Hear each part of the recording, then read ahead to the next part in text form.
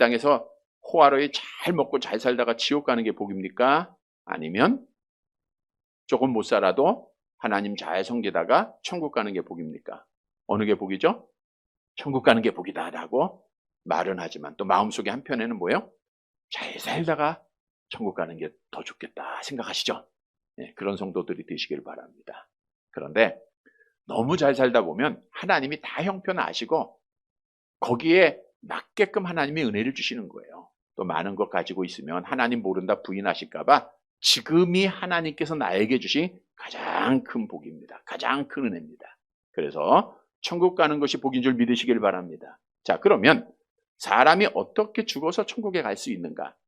많은 사람들이 대부분 좋은 일 해야 천국 간다 생각을 해요. 그래서 뭐 어려운 자를 많이 돕고 구제를 하고 한 사람들을 향하여서 야, 저 사람 죽어서 좋은 데 갈 사람이야 이런 말 자주 하게 되죠. 또 악을 행한 사람들에겐 지옥 갈 사람이야 라고 말을 하죠. 어떤 사람들은 천국에 이르기 위해서 수도원에 들어가서 수양을 쌓습니다. 금식도 하고 훈련도 받고 자기 자신을 막 해하면서까지 수도를 열심히 쌓아서 하나님에게 도달하려고 해요. 그런데 성경은 모든 사람이 죄를 범하였음에 하나님의 영광에 이를 수 없다라고 말하고 있어요. 즉 천국은 우리가 열심히 노력해서 가는 것이 아니라 하나님이 주시는 복입니다.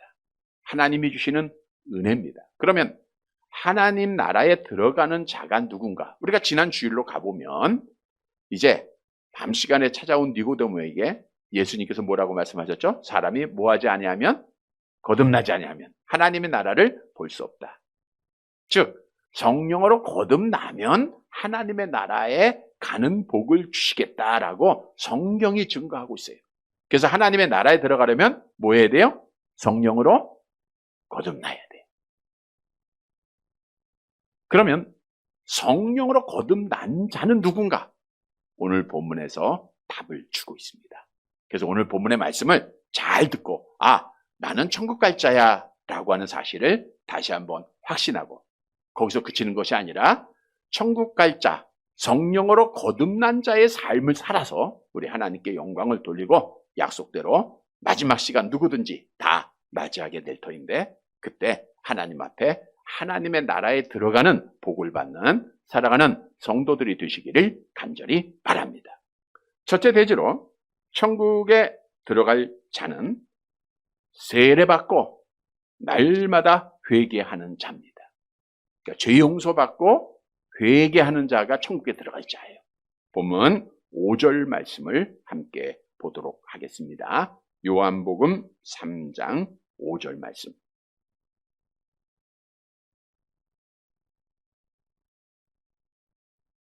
같이 봅니다. 예수께서 대답하시되 진실로 진실로 내게 이르노니 사람이 물과 성령으로 나지 아니하면 하나님의 나라에 들어갈 수 없느니라. 사람이 거듭나지 아니하면 하나님의 나라에 들어갈 수 없다라고 말하자 니고데모가 뭐라고 대답을 했어요? 육에 속한 자니까 사람이 늙으면 어떻게 어머니 뱃속에 들어갔다가 다시 나올 수가 있겠습니까? 라고 질문을 했어요. 그때 예수님이 거듭났다라고 하는 것이 무엇인가를 오늘 5절을 통해서 말씀해 주고 있는데 거듭났다고 하는 것은 물과 성령으로 나는 거다라고 말씀을 했어요. 물과 성령으로 나는 거다. 그러니까 사람이 물과 성령으로 나는 게 성령으로 거듭난 자예요. 그들이 하나님의 나라에 들어갈 수 있다는 거예요. 자, 그러면 물로 거듭난다라고 하는 것은 무엇을 의미하고 있는가? 유대인들에게 있어서 물은 단순히 마시는 것, 갈증을 해소하는 것으로 의미만 가지고 있는 것이 아니라 그들은 물이라고 하는 것은 우리를 깨끗게 한다라고 하는 정결의 의미를 가지고 있어요. 우리가 요한복음 2장에서 예수님께서 갈릴리 가나에서 물로 포도주를 만들었던 기적이 있었죠. 그때 무슨 예식을 위해서 도랑아리가 그 집에 있다 그랬어요? 정결 예식을 위해서 도랑아리가 있다 이렇게 말하고 있는데 우리 요한복음 2장 6절을 다시 한번 볼까요? 요한복음 2장 6절 같이 봅니다. 거기에 유대인의 정결 예식을 따라 두세 통 드는 돌 항아리 6이 놓였느니라. 정결 예식은 깨끗하게 하는 예식이에요. 그러니까 집집마다 돌 항아리에 물을 채워놓고 사람들이 외출해서 돌아올 때 손발을 씻습니다. 그 이유는 물론 위생적인 의미도 있지만 정결 예식을 위한 물이에요. 세상에서 범하였던, 눈으로 범하고 마음으로 범하였던 모든 죄악들을 집에 들어오면서 물로 어떻게 해요? 씻는 거예요. 그러면 죄가 어떻게 돼요? 깨끗하게 된다라고 하는 의미를 가지고 있는 거죠. 이것이 정결한 의미를 가지고 있기에 거듭났다고 하는 것, 성령으로 났다고 하는 것은 물로 죄를 씻었다라고 하는 것을 말하고 있는데, 오늘날 기독교에서는 그것을 세례로 정의하고 있습니다. 소리문답, 우리 장로교의 교리문답이죠. 94문에 보면 세례가 무엇입니까? 라고 하는 질문에 우리 세례에 대한 정의를 다시 한번 잘 볼까요? 답을 함께 읽기를 바랍니다. 같이 봅니다. 세례란 성례의 하나로서 성부와 성자와 성령의 이름으로 물을 가지고 씻는 예식인데, 그것이 우리가 그리스도에게 접붙임 받음과 은혜 언약의 혜택에 참여함에 우리가 주님의 것이 된다는 약속을 표시하고 확증하는 것이다. 자, 다시 한번 보면 세례는 성례의 하나예요. 성례는 세례와 성찬을 의미하고 있습니다. 이게 기독교의 거룩한 예식입니다. 그 중에 하나가 세례인데, 세례는 뭐냐? 성부와 성자와 성령의 이름으로 물을 가지고, 뭘 가지고요? 물을 가지고 씻는 예식이에요. 뭘 씻어요? 죄를 씻어요. 그럼 물은 뭘 의미하고 있죠? 예수님의 피를 말하고 있죠. 예수의 피로 우리의 죄를 씻게 된다. 그게 세례의 첫 번째 의미입니다. 자, 요한계시록 1장 5절에서도 말씀하고 있죠. 함께 봅니다. 우리를 사랑하사 그의 피로 우리의 죄에서 우리를 해방하시고, 그의 피로. 그러니까 물로 씻는다는 것은 예수님의 피로 우리가 죄를 씻는다. 우리의 죄가 씻겨진다라는 게 세례의 의미입니다. 또한 세례의 의미는 죄 씻음을 받음으로 그치는 것이 아니라 그리스도와 접붙임을 받았다라고 하는 의미예요. 즉, 자, 우리는 본래 돌감람나무, 열매도 맺을 수 없는 그런 나무예요. 근데 참감람나무이신 하나님의 은혜로 예수님께 어떻게 됐어요? 접붙였죠. 그게 뭘 의미냐? 그게 세례라는 거예요. 볼까요? 갈라디아서 3장 27절. 중요한 내용입니다. 함께 봅니다. 누구든지 그리스도와 합하여 세례를 받은 자는 그리스도로 옷 입었느니라. 세례를 받은 자는 그리스도와 하나가 됐다라고 하는 것을 말씀해 주고 있는 거예요. 그리고 세례는 하나님의 나라에 들어가는 은혜 언약을 받은 확증이다라고 소요림답에서 말씀해 주고 있죠. 확증해 주는 거예요. 즉, 세례를 통해서 내가 이제 하나님의 나라에 들어가게 됐다. 왜? 세례는 죄 씻음 받았죠? 예수님과 붙어 있는 거죠? 그러니까 우리는 어디 들어가는 거예요? 하나님 나라 들어가게 됐다라고 말씀해 주고 있는데, 성경이 증언합니다. 히브리서 10장 22절 함께 봅니다. 우리가 마음의 뿌림을 받아 양심의 악을 깨닫고 몸을 맑은 물로 씻었으나 참 마음과 온전한 믿음으로 하나님께, 우리는 맑은 물로 몸을 씻었다. 예수님의 정결한 피로 우리의 죄를 씻었기에 믿음으로 하나님 앞에 나아가는 은혜가 세례를 통해서 확증됐다는 거예요. 그러니까 세례 받았으면 어디 가요? 하나님 나라에 간 줄 믿으시기를 바랍니다. 우리 세례 다 받으셨죠? 물론 그 세례는 진짜 세례, 참 믿음에 기초한 세례를 의미하고 있는 거예요. 자, 그래서 오늘 본문에서 말씀해 주고 있는 것은 성령으로 난 자는 물로 죄 씻음을 받는 자, 즉 세례 받은 자라고 하는 거예요. 근데 거기서 그치는 게 아니라 세례 받은 자는 날마다 회개하는 자라는 거예요. 그래서 세례 받고 회개하는 자가 성령으로 거듭난 자다라고 하는 것을 말씀해 주고 있습니다. 여러분, 우리가 잘 아는 대로 우리의 첫사람 아담의 타락으로 우리 모든 사람은 죄인으로 사망에 이르렀다라고 성경은 증언하죠. 암송해 볼까요? 로마서 5장 12절 시작. 그러므로 한 사람으로 말미암아 죄가 세상에 들어오고 죄로 말미암아 사망이 들어왔나니, 이와 같이 모든 사람이 죄를 지었으므로 사망이 모든 사람에게 이르렀느니라. 자, 모든 사람은 날 때부터 죄인이요, 날 때부터 부패하고 날 때부터 무능력한 자입니다. 우리가 신년 축복송의 주제가 다시 시작하자였는데, 그 다시 시작하기 위해서는 첫날 저녁에 내 자신을 바로 알자 그랬어요. 나를 알아야 다시 시작할 거 아닙니까? 나를 진단해야 돼. 근데 성경에 보니까 우리는 영적으로 죽었던 자예요. 부패한 자예요. 죄인이에요. 우리 스스로는 어떤 것도 행할 수 없는, 어떤 선을 행할 수 없는 정말로 연약한 자였다는 것.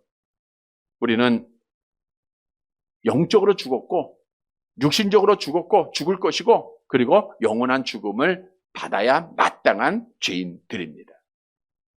그 죽음에 이르러야 할 근거가 뭐예요? 뭐 때문에 우리가 죽어요? 죄 때문에. 아담의 죄 때문에, 우리가 범한 죄 때문에. 아담의 죄는 우리에게 원죄를 제공했고요. 우리는 우리의 생활 속에서 죄를 범하는 자범죄를 범하는 거예요. 날마다 죄를 범하잖아요. 그 죄 때문에 우리가 죽어야 해요. 죄의 삭이 뭐예요? 죄의 삭은 사망이에요. 그러니까 우리가 인간 스스로는 천국에 들어갈 수가 없어요. 그러면 천국에 들어가기 위해서는 죄의 문제가 해결돼야 되는 거예요. 죄 때문에 지옥 가니까 죄의 문제만 해결되면 어디 가는 거예요? 천국에 가는 거예요. 근데 죄라고 하는 것은 어떻게 우리가 깨끗하게 할 수 있는가? 많은 사람들이 잊어버려요. 그럼 내가 죄 짓지 않은 것 같아. 하나님은 기억해 못해요? 기억하죠. 그러니까 내가 잊어버린다고 죄가 용서받는 거 아니에요. 또 상대적으로 내가 좋은 일을 한다고 해서 하나님이 이렇게 그래, 너 좋은 일 몇 가지 했으니까 내가 몇 가지 죄악 용서해 줄게, 이렇게 하시는 분 아닙니다. 여러분, 죄를 용서받는 길은 오직 한 길밖에 없어요. 뭐만이 우리의 죄를 용서하게 되죠? 예수의 피밖에 없네요. 예수의 피밖에. 나의 죄를 씻기는 뭐예요? 예수의 피밖에 없네. 예수의 피밖에 없어요. 다른 어떠한 것도 우리의 죄를 깨끗하게 할 것은 아무것도 없습니다. 많이 배웠다고 되는 것도 아니고, 돈이 있다고 되는 것도 아니고, 잘났다고 되는 것도 아니고, 오직 예수의 피입니다.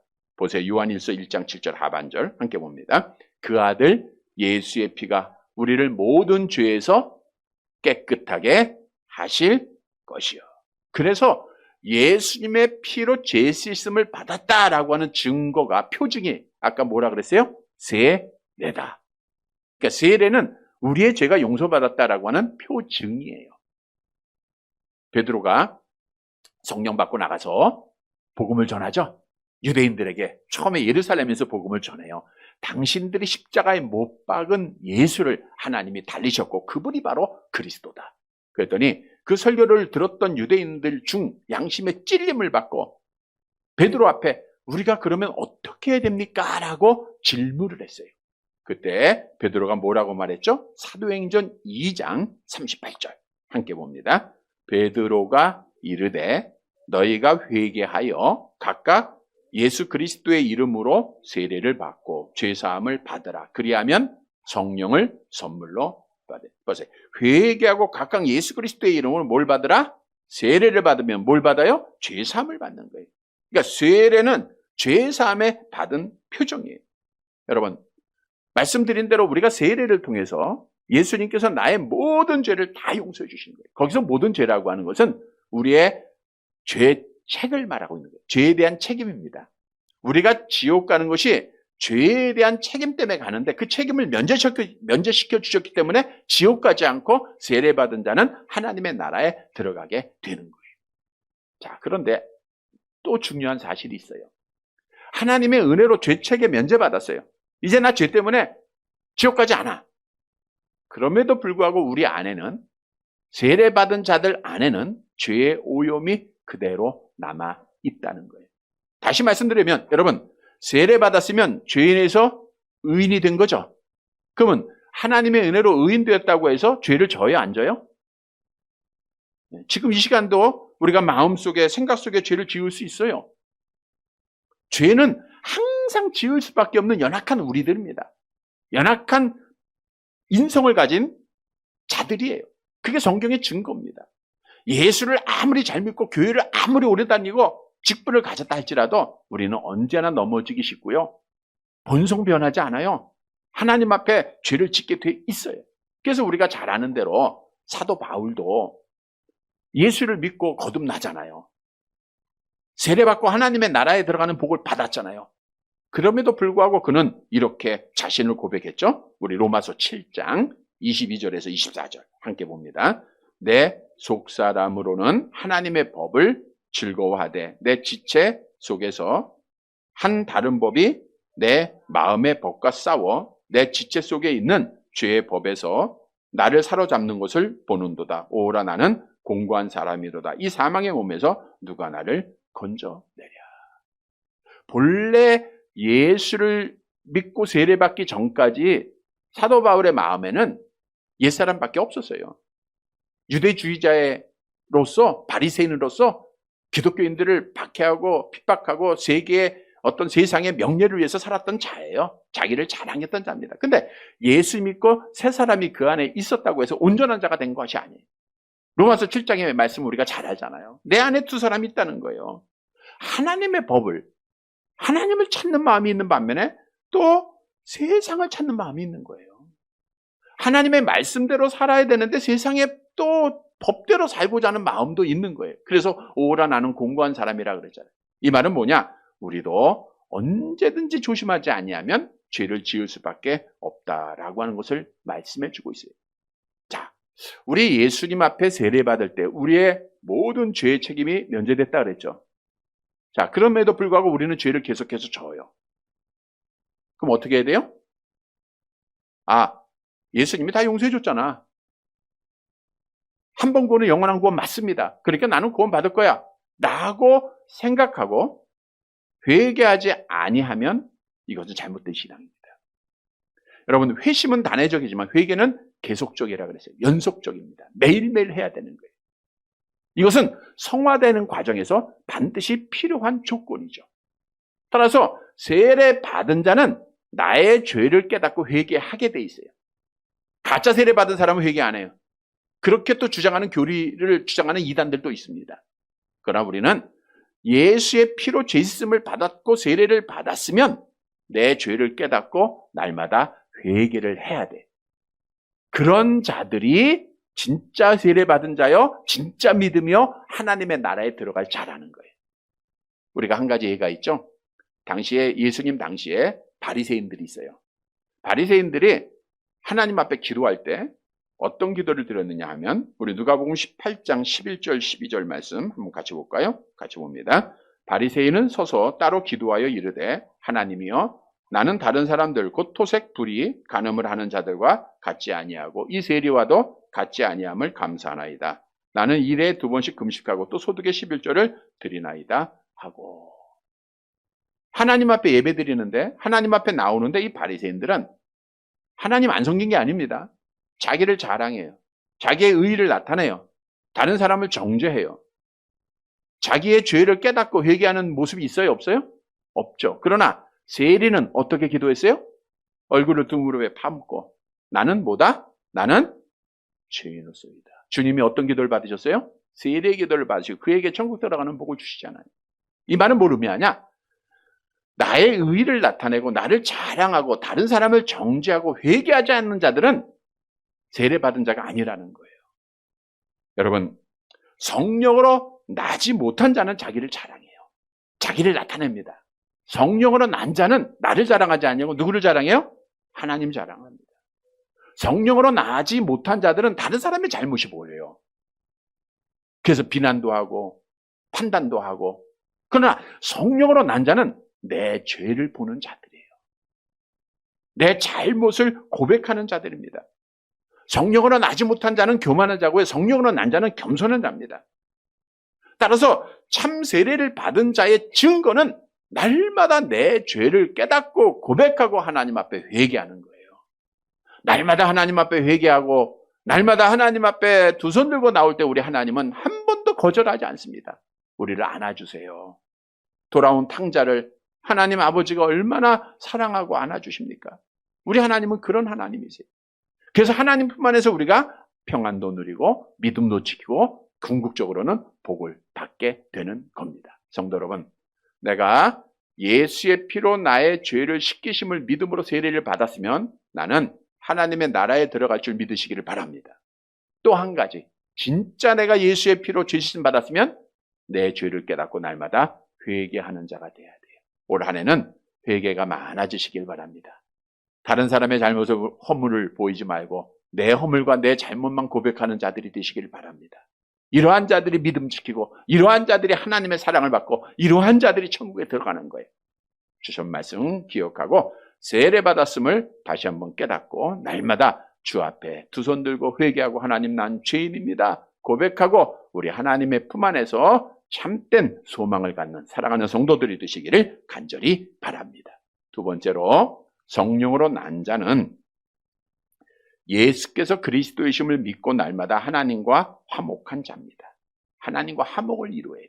자, 지난 시간에 거듭난 자가 하나님 나라 들어간다 그랬죠? 거듭남이 뭐예요? 물과 성령으로 거듭난다. 여기서 물이라고 하는 것은 죄 씻음을 의미한다라고 말씀드렸죠? 첫째 대지에서. 이제 성령으로 나야 돼요. 성령으로 난다. 오늘 본문 말씀 6절과 7절 말씀을 보시기 바랍니다. 6절, 7절 요한복음 3장 같이 봅니다. 육으로 난 것은 육이요 영으로 난 것은 영이니 내가 네게 거듭나야 하겠다 하는 말을 놀랍게 여기지 말라. 육으로 난 것은 육이다. 여러분, 우리 육신은 앞에서 언급한 대로 아담 안에서 부패하고 타락했죠. 그러니까 부패하고 타락한 하나님을 잃어버린 본성은 하나님의 말씀을 들어도 깨달아요, 못 깨달아요? 니고데모가 처음에 못 깨달았듯 알 수가 없어요. 그러니까 거듭나지 못하고 예수를 믿지 못하고 결국에는 지옥에 떨어지게 돼 있는 거예요. 그런데 영으로 난 것은 영이다. 영으로 난 것은 영이다. 이것은 성령으로 거듭난 자는, 그러니까 물과 성령으로 거듭나야 된다는데, 성령으로 난 자는 주님의 말씀을 깨닫고 예수를 믿게 돼 있다는 거예요. 예수를 믿게 돼 있다는 거예요. 성령으로 거듭난다는 것은 자연인으로서는 도무지 이해할 수 없고 깨달을 수 없는 것을 믿는 거예요. 다시 말하면 이건 누가 믿게 하는 거예요? 성령께서 믿게 하는 거예요. 우리가 배워서 공부해서 믿는 것이 아니라 성령께서 고백하고 하고 성령께서 믿게 한다라고 하는 뜻입니다. 그러나 성령으로 난 자는 신기하게도 하나님의 말씀을 잘 들어요.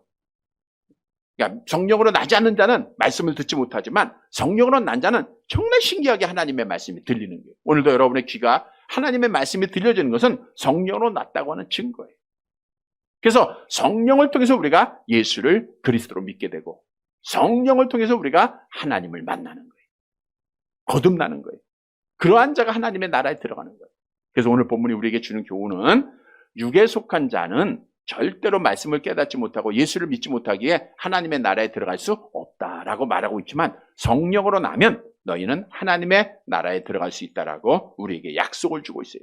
그러면 성령으로 났다고 하는 것이 무엇인가? 우리가 지난주에도 고린도전서 12장 3절 하반절 말씀을 드렸죠. 우리 한번 다시 볼게요. 고린도전서 3장 12장 3절 하반절 함께 봅니다. 성령으로 아니하고는 누구든지 예수를 주로 주시라 할 수 없느니라. 그러니까 성령을 통해서 우리가 예수를 주님으로 영접하는 거예요.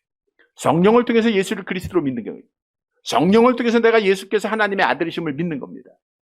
베드로의 신앙 고백 같이 합니다. 주는 그리스도시요 살아계신 하나님의 아들이십니다. 이걸 베드로가 어떻게 알고 어떻게 믿게 됐을까요? 자기가 열심히 공부해서요?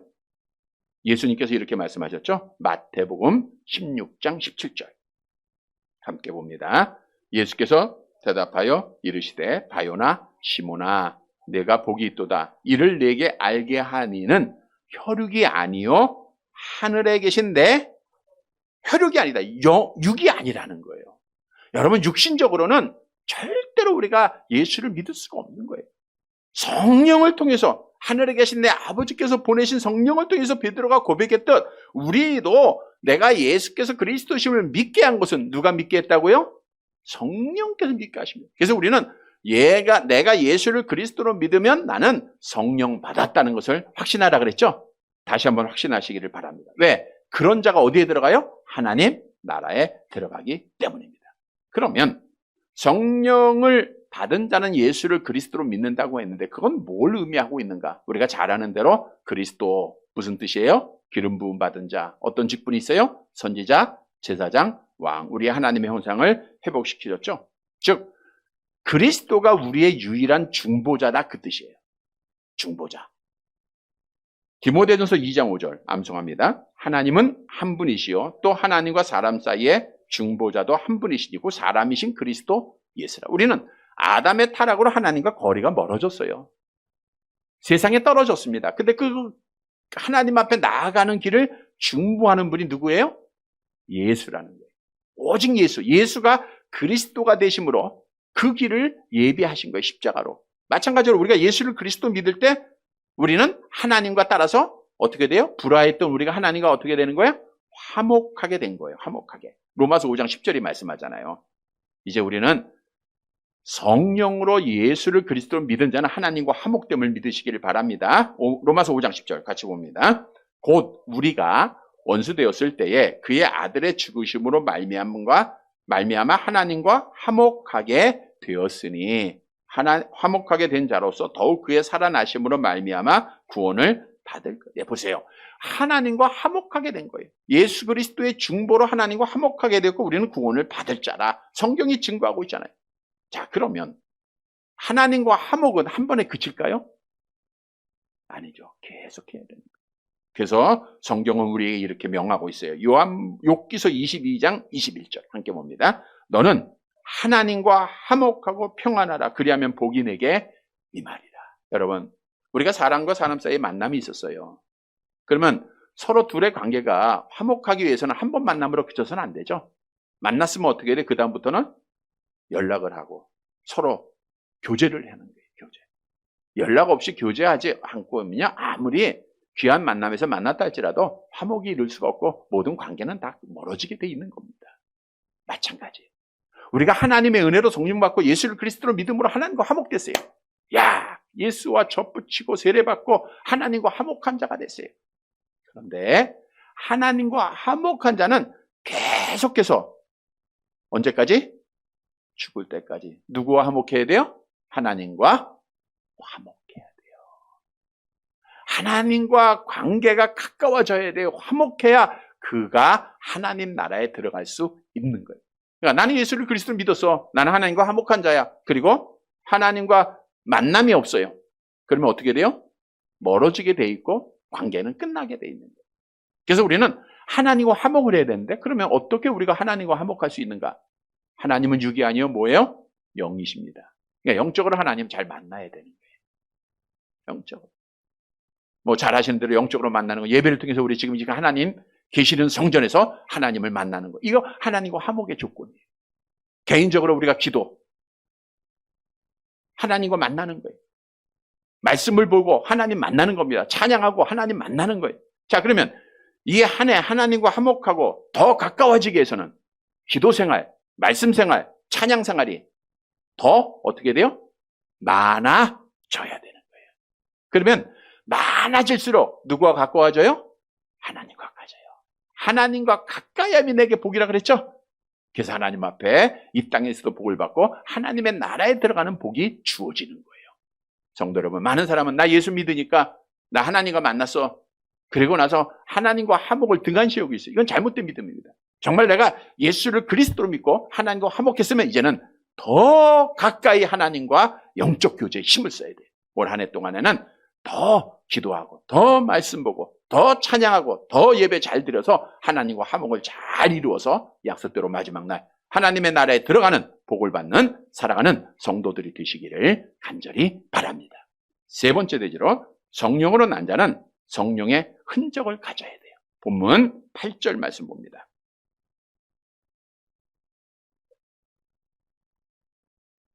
같이 봅니다. 바람이 임의로 불매 내가 그 소리는 들어도 어디서 와서 어디로 가는지 알지 못하나니 성령으로 난 사람도 다 그러하니라. 자, 말씀 뜻을 잘 볼게요. 바람이 임의로 불어. 누구 임의로 불어요? 내 임으로 불어요? 바람 임이에요. 네.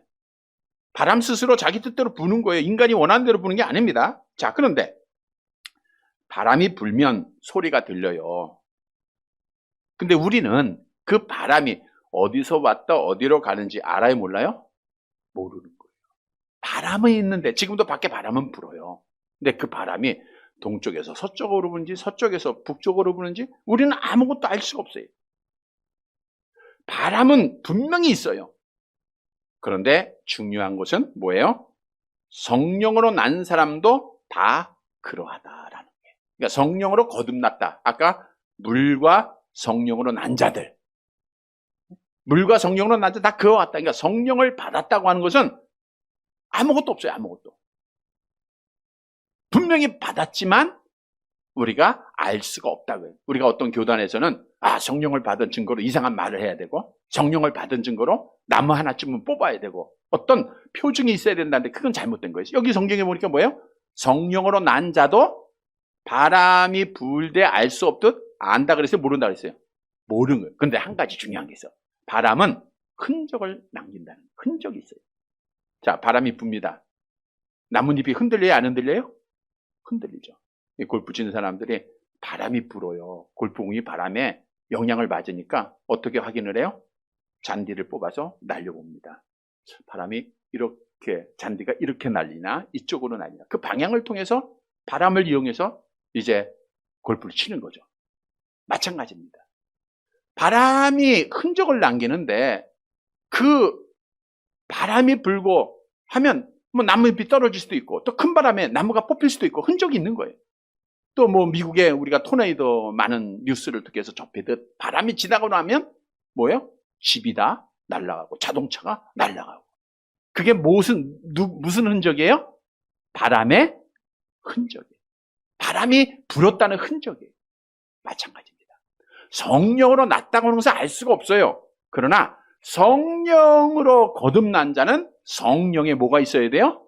흔적이 있어야 돼요. 저 사람 성령으로 거듭났대. 그러면 그 흔적이 사람들 앞에 보여야 된다. 그 뜻이에요. 그래서 오늘 본문이 우리에게 주신 교훈은 우리가 성령으로 거듭났다라는 것은 물론 그 흔적은 내가 예수를 믿는 거예요. 예수를 그리스도로 고백한 것이고 예수님이 내 죄를 용서해 깨끗하게 하신 것 이거 믿는 거 성령의 증거죠. 받은 증거죠. 근데 더 나아가 흔적이 있어야 된다는 거예요. 여러분 우리가 예수를 믿는다고 하면서 예수의 흔적이 없으면 이건 참 신앙이 아니에요. 그래서 사도 바울이 이런 말씀했죠. 갈라디아서 6장 7절 함께 봅니다. 갈라디아서 6장 17절 이후로는 누구든지 나를 괴롭게 하지 말라. 내가 내 몸에 예수의 흔적을 지니고 그래서 우리가 성령 받은 흔적을 가지고 있어야 돼요. 여러분 성령 받은 흔적이 뭐가 있을까요? 물론 식당에서 기도하는 거 성령 받은 흔적이에요. 전도하는 거 흔적입니다. 말씀 보는 거 흔적이고요. 착하게 사는 거 흔적이고요. 빛의 열매 흔적이고요. 근데 성경은 종합적으로 갈라디아서 5장 22절 23절 통해서 성령의 열매를 우리에게 말하고 있어요. 암송해 봅니다. 시작. 오직 성령의 열매는 사랑과 희락과 화평과 오래 참음과 자비와 양성과 충성과 온유와 절제니 이 같은 것을 금지할 법이 없느니라. 성령으로 거듭났다라고 하면 이러한 것을 금지할 법이 없다는 것은 성령의 9가지 흔적은 맺을 수밖에 없다 그거예요. 그래서 성령으로 거듭난 자는 나의 삶을 통해서 뭐가 있어야 돼요? 성령의 흔적, 성령의 열매가 있어야 되는 거예요. 성령의 열매 9가지 지금 설교문에 쭉 나와 있죠. 사랑. 이것은 아가페 사랑, 하나님의 사랑, 무조건적인 사랑을 말하고 있는 겁니다. 고린도전서 13장에 말씀한 대로 내가 방언과 천사의 말을 할지라도 사랑이 없으면 소리 나는 구리와 울리는 꽹과리에 불과한 거예요. 사랑 없으면 아무것도 아니에요. 우리가 사랑이 있어야 돼요. 여러분 사랑해야 됩니다. 두 번째로 희락, 기뻐야 됩니다. 여기서는 인간적인 욕망 속에서 있는 기쁨이 아니라 하나님이 주시는 기쁨입니다. 세 번째로는 평안해야 돼. 그러니까 성령으로 난 자고 불안해하면 이건 성령 난 자가 아니에요. 우리는 하나님의 주권을 믿고 하나님의 섭리를 믿기 때문에 마음에 평안함. 이건 세상이 주는 평안이 아닙니다. 또 오래 참음, 인내할 줄 알아야 돼요. 그러니까 성령으로 난 자의 증거예요. 흔적입니다. 우리가 막 분노하지 말고 인내할 줄 알아야 되고요. 또 자비, 사랑, 인자죠. 인자. 또 양선, 선한 성품과 행동, 충성이 있어야 되고 신실함입니다. 온유함이 있어야 되고요. 부드러운 마음을 가져야 되고요. 절제가 있어야 돼요. 절제. 자, 고린도전서 마지막 볼게요. 9장 25절. 고린도전서 9장 25절 같이 봅니다. 이기기를 다투는 자마다 모든 일에 절제하나니 그들은 썩을 승리자의 관을 얻고자 하되 우리는 썩지 아니할 것을 얻고자 하라. 썩지 아니할 하나님의 나라에 들어가는 소망을 가졌다고 하면 성령의 흔적, 열매 흔적들이 나에게 있어야 돼. 여러분, 나에게 성령의 흔적이 있는가를 돌아보시고 올 한 해 동안에는 성령의 흔적을 남겨서 정말 하나님의 자녀되는 증명, 하나님의 나라에 들어가는 증명을 보여서 정말 하나님 앞에 영광을 돌리는 사랑하는 성도들이 되시기를 간절히 바랍니다. 말씀을 정리해 드리겠습니다. 많은 사람들이 하나님의 나라에 들어가는 진짜 복을 받기를 원하지만 하나님의 나라는 내가 노력해서 가는 것이 아니에요. 하나님이 선물로 주시는 겁니다. 누구에게 주세요? 하나님의 나라는 성령으로 난 자가 하는, 거듭난 자가 하는 겁니다. 자, 성도 여러분, 오늘 본문의 말씀은 성령으로 거듭난 자가 누구인가를 정확하게 말씀하고 있는 거예요. 그래서 오늘 말씀 잘 우리가 다시 한번 깨닫고 확신해야 됩니다. 첫째로 성령으로 난 자는 물과 성령으로 거듭나는 거예요. 물로 나야 됩니다. 물은 뭐로 의미한다고요? 죄 씻음 받는 거. 예수의 피로 내 죄가 씻음 받았다라는 걸 의미하는 거예요. 세례죠? 세례 받으면 그것이 성령 받은 증거예요. 근데 세례 받으면 그치지 않고 우리가 날마다 죄를 범하니까 또 날마다 회개를 하는 거예요. 두 번째로 성령으로 나야 돼요. 성령으로 난 것은 내가 예수를 그리스도로 믿는 거예요. 그 근거가, 그 결과가 하나님과 화목하게 됐어요. 그래서 성령으로 난 자는 날마다 하나님과 화목하는 거예요. 예배 열심히 잘 드리고 기도, 찬송, 그리고 말씀으로 하나님 만나는 삶을 살아야 돼요. 세 번째로 성령으로 난 자는 뭘 가지고 있어야 돼요? 성령의 흔적이 있어요. 바람이 지나가면 흔적이 있듯 성령으로 난 자는 우리의 삶을 통해서 성령의 9가지 열매도 맺어야 되고 빛의 열매도 맺어야 되고 또 내가 믿는 자의 본의 삶이죠. 흔적이 있어야 돼요. 흔적. 그것이 성령으로 거듭난 자입니다. 이러한 성령으로 거듭난 자가 어디에 들어가는 거예요? 하나님의 나라에 들어가는 가장 큰 복을 받는 거예요. 사랑하는 성도 여러분, 오늘 주신 말씀 꼭 기억하고 내가 성령으로 거듭났다고 하는 것, 세례 받았죠? 예수를 그리스도로 믿죠? 성령의 흔적이 있죠? 다시 한번 확신하고 오늘 말씀 따라 날마다 회개하는 자가 되고 그리고 우리가 날마다 하나님과 화목한 자가 되고 성령의 아름다운 열매들을 꼭 맺어서 우리 하나님께 영광을 돌리고 마지막 날 천국 하나님의 나라에 다 들어가는 살아가는 성도들이 되시기를 주님의 이름으로 간절히 바랍니다.